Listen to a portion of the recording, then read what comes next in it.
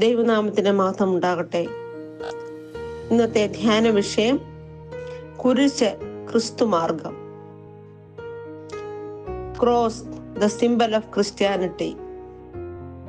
ഈ ചിന്തയ്ക്കായി തിരഞ്ഞെടുത്ത വേദഭാഗം അപ്പോസ്തലനായ വിശുദ്ധ പൗലോസ് ഫിലിപ്പിയർക്ക് എഴുതിയ ലേഖനം 2-ാം അധ്യായം 5-ാം വാക്യം. ക്രിസ്തയേശുവിലുള്ള ഭാവം തന്നെ നിങ്ങളിലും ഉണ്ടായിരിക്കട്ടെ.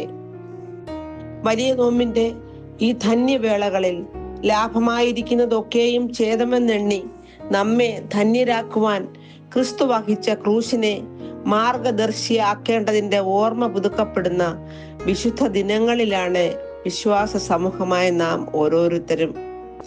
ദൈനംദിനം നാം ധ്യാനിക്കുകയും വഹിക്കുകയും ചെയ്യുന്ന കുരിശ് നമ്മുടെ ഹൃദയത്തിൽ വഹിക്കുന്നുണ്ടോ എന്ന് ചിന്തിക്കേണ്ടത് ഏറ്റവും അനിവാര്യമാണ്. ഈ വേദഭാഗത്തെ ആസ്പദമാക്കി 2 ചിന്തകൾ പങ്കുവെച്ചു കൊള്ളട്ടെ. 1, കുരിശ് ജീവിതത്തിൽ പുതിയ മൂല്യ ക്രമീകരണങ്ങൾ ഉണർത്തിയെടുക്കുവാൻ ആഹ്വാനം ചെയ്യുന്നു. വിശുദ്ധ ലൂക്കോസിന്റെ സുവിശേഷം 14-ാം അധ്യായം 27-ാം വാക്യം ഇപ്രകാരം പഠിക്കുന്നു: തന്റെ ക്രൂശ് എടുത്തുകൊണ്ട് എന്റെ പിന്നാലെ വരാത്തവനും എന്റെ ശിഷ്യനായിരിക്കാൻ കഴിയുകയില്ല. ക്രൂശ് നാം വഹിക്കുമ്പോൾ നമ്മിൽ സ്വയകേന്ദ്രീകൃതമായ എല്ലാ മൂല്യങ്ങളെയും പൊളിച്ചെഴുതുവാൻ കുരിശ് ആവശ്യപ്പെടുന്നു. നമ്മുടെ നല്ല പ്രവൃത്തികളെ കണ്ട് സ്വർഗസ്ഥനായ പിതാവിനെ മഹത്വപ്പെടേണ്ടതിന് നമ്മിലെ വെളിച്ചം ലോകത്തിന് പ്രകാശിതമാക്കേണ്ടതാണ്. കുരിശിന്റെ രൂപം തന്നെ ഇരുവശത്തുമുള്ള തന്റെ മക്കളിലേക്ക് ആകർഷിച്ച് നമ്മുടെ ശ്രദ്ധയെ മറ്റുള്ളവരിലേക്ക് പകരുവാൻ ആഹ്വാനം ചെയ്യുന്നു. ക്രിസ്തുവിന്റെ മൂല്യങ്ങളെ പിൻപറ്റുവാൻ നമുക്ക് കഴിയണം. 2-ാമത്തെ ചിന്ത, നമ്മുടെ ജീവിതം ഒരു പുതിയ നിലവാരത്തിലേക്കുള്ള വിധേയത്വം നമുക്കുണ്ടാകണമെന്ന് കുരിശ് ആവശ്യപ്പെടുന്നു. ഇന്ന് നമ്മുടെ ജീവിതത്തിലെ വിധേയത്വം നമ്മുടെ ജീവിത ലൗകിക ചിന്തകളോടാണ്. എന്നാൽ പ്രതിസന്ധികളും പരീക്ഷണങ്ങളും നിറഞ്ഞതായ ലോകത്തിൽ പിന്മാറ്റത്തിന്റെ അവസ്ഥയിലേക്ക് സമൂഹം ആയിത്തീരുന്നു. യേശുവിന്റെ അടിപതറാത്ത വിധേയത്വവും തന്റെ പിതാവിനോടുള്ള അനുസരണവും സമർപ്പണവും കുരിശിന്റെ വഴികളെ ധന്യമാക്കി തീർത്തു.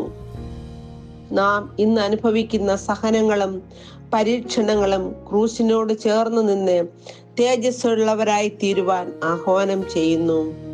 വിശുദ്ധ മത്തായിയുടെ സുവിശേഷം 11 അധ്യായം 29-30 വാക്യങ്ങൾ: ഞാൻ സൗമ്യതയും താഴ്മയും ഉള്ളവനാകിയാൽ എന്റെ നുകം ഏറ്റുകൊണ്ട് എന്നോട് പഠിപ്പീൻ, എന്നാൽ നിങ്ങളുടെ ആത്മാക്കൾക്ക് ആശ്വാസം കണ്ടെത്തും.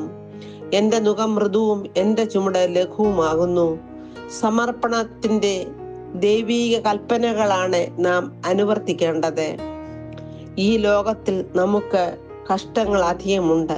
എന്നാൽ സകല കഷ്ടങ്ങളെയും അതിജീവിച്ച വിശ്വാസത്തിന്റെ നായകനും പൂർത്തി വരുത്തുന്നതിനുമായ ക്രിസ്തുവിനെ നോക്കി ജീവിക്കാം.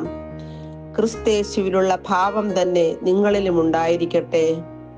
വെളിച്ചം ഇരുളിനേക്കാളും നന്മ തിന്മയെക്കാളും ജീവൻ മരണത്തെക്കാളും ശക്തമാണെന്ന് പഠിപ്പിക്കുന്ന ക്രിസ്തുവിന്റെ പാതകളെ പിന്തുടരാം. Let us meditate. O God, enlighten what is dark in me, strengthen what is weak in me, mend what is broken in me, heal what is sick in me. ദൈവരാജ്യത്തിനും ദൈവനീതിക്കും ചേർന്ന കാഴ്ചപ്പാടുകൾ സൃഷ്ടിക്കുവാൻ നമുക്ക് കഴിയട്ടെ. അതിനായിട്ട് പ്രാർത്ഥിക്കാം. May God bless us all.